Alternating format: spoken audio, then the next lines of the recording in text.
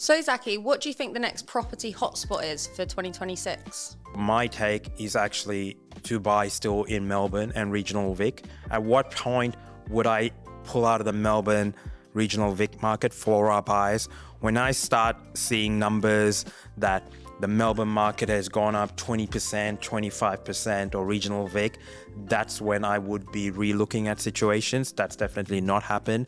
We're still in slightly negative territory for Melbourne and Regional Vic compared to, say, Brisbane or Perth that's been had plus 20% growth.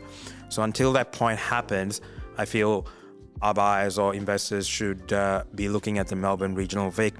The other markets, if I was to highly speculate, this is very highly speculative, is actually maybe to look at the Darwin market or the Northern Territory market. It is very different. It is very unique.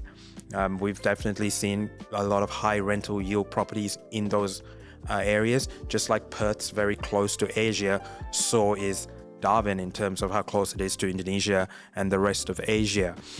It's not something I'd be jumping into, probably something's more long term if that's what someone's looking into in terms of buying and hold.